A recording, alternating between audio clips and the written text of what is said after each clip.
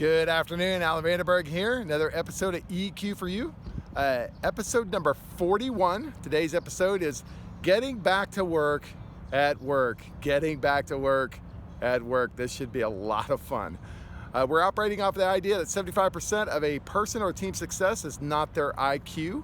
If you have not done so far and picked up my book called EQ Kill the Radio Star, it looks like this. How emotional intelligence can crush or crash your organization. Please do so. Inside the book, it has 6 EQ tools that you can use to help you grow in your EQ skills. If you have not subscribed to my YouTube channel, please do that. That'd be great as well. And if you're looking for a keynote speaker or somebody to visit your team to talk about and have fun with this idea of emotional intelligence, I'd love to talk to you. So reach out and let me know. All right, so today we start off with the segment called EQ, IQ, Music Grove, which I've done before. And today I want to introduce to you one of my favorite bands, especially in high school. Introduce to you this band called Daniel Amos. Here is the CD. And of course, what we're trying to do here is talk about CDs, records, tapes, and audio files that are in my collection. Daniel Amos is a Christian rock band, very influential to me. As a band, when I was in high school, played in a band called Radiation. We toured everywhere, basically in Tulsa. But our set actually included a lot of Daniel Amos songs. Alarma, I Love You Number 19, singer-songwriter, leader of the band, his name is Terry Taylor. Tim Chandler on bass, unfortunately passed away in 2018. But Daniel Amos started off as a country-flavored kind of band in the mid-'70s. Sounded a lot like the Eagles with good harmonies and great innovative lyrics. And by their third album in 1981, called Horrendous Disc, it's probably one of the most influential Christian rock albums ever made. It's a great album. You should check it out.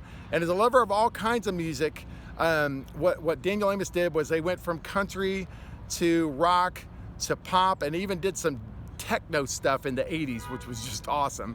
And they were able to do all this on their albums that they did. 13 albums released from 1976 to 2001.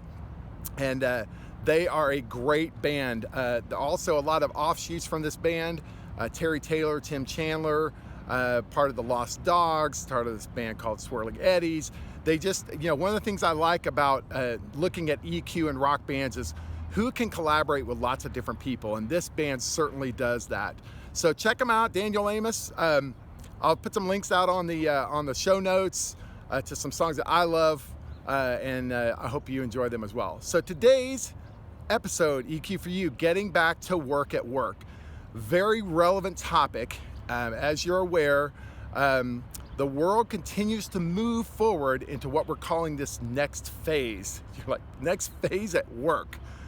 So what does that look? What does the next phase of work at work look like? And let's face it, the last 24 months has been a little wild, a little crazy. And so I thought we might spend a few episodes here. We're going to do at least 2, maybe 3, discussing emotional intelligence and emotional quotient side of this new phase, getting back to work at work. So some EQ tools we'll talk about over the next couple, 2, 3 episodes.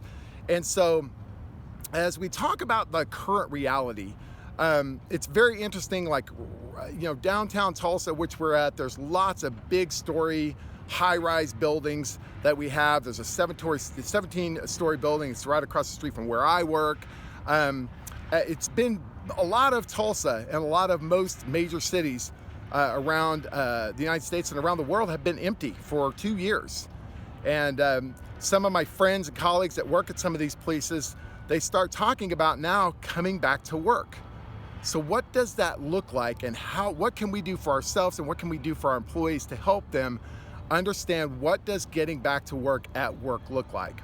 So my friends at Gallup recently published an article entitled Bet on It, 37% of desks will be empty. It's by Jim Clifton and Ben Wiggert. Very interesting data coming out of Gallup organization. There are 125 million full-time jobs in America. Of those, right at 50%, around 60 million, report that their current job can be done working remotely from home. And many of us have done that over the last 24 months. Of those 60 million potential work from home employees, a staggering 30% said that they would prefer to never come back in the office, ever. 10% said that they would prefer working all 5 days in the office. So right off the bat, we have a conflict. You have some people saying, I want to come back to work every single day. Some are saying, I want to work from home. The middle 60% want a blend of 1 to 4 days a week, and the most commonly preferred was 2 to 3 days in the office per week and 2 to 3 days at home, right? So whatever companies do, or whatever they choose to do coming back to work in this next phase, there is 100% guarantee that not all workers will like what they're going to come up with. And I've been hearing about this from friends and colleagues over the last month or so. I've been hearing like this concern about, oh, what is my company going to do? There is 100% chance that companies will ask their employees to change something. I don't know what it is. For you, for me, I don't know what it is, but they are going to ask us to do something different. And people want certainty in life. They want that 100% certainty. Like, we know if we do this, we're 100%, right? This is going to happen. Well, there is 100% chance that change is coming. And so I thought we'd discuss a couple of EQ tools that might help you in whatever the change is coming to you and you're getting back to work at work. The first tool is called the Circle of Positive Impact, what I call that. It comes from some work from Stephen Covey called Circle of Influence. Basically states that 85% of the things that people worry about, they have zero control over. 85%. And people worry. So the question becomes is, what do you have control over? What is the 15%? What do you have control over? You own your behavior and you own your thoughts. So you have 100% control over your behavior and your thoughts. The question is are those behaviors and thoughts helping you or hurting you in this transition, in this time of change and all that?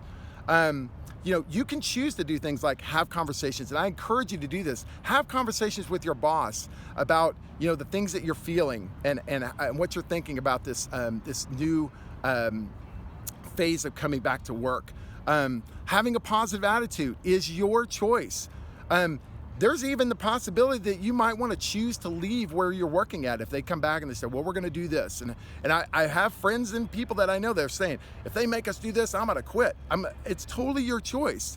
But what I would say is that be sure that you are running to something, not away from something.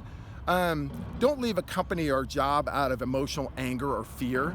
The leaders that I've talked to recently over the last 3 or 4 weeks have all told me, Alan, we don't want anybody to leave. We really like, having our team, but we do have to have some changes. So they want to listen to you, and they should. If you're a leader, you should be listening to the people that work for you about the concerns that they have and the fear that they have. So please run to something, not away from something. So what else can you do? I completely understand that getting back to work at work, no matter what it looks like, it's going to be some adjustment.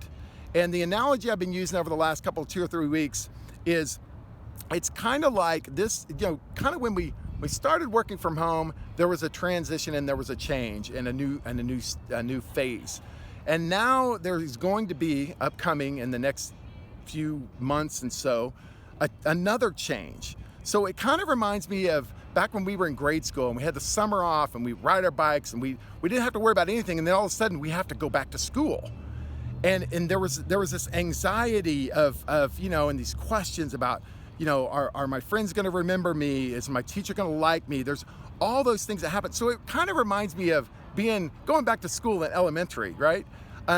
If you've ever had a new job, it's that first job. It's all those things that happen and all those concerns that you have. Emotions, good or bad, can help you or they can hurt you. And as we move back to working at work, one of the things I'd like to recommend to you is notice your emotions. What are you feeling?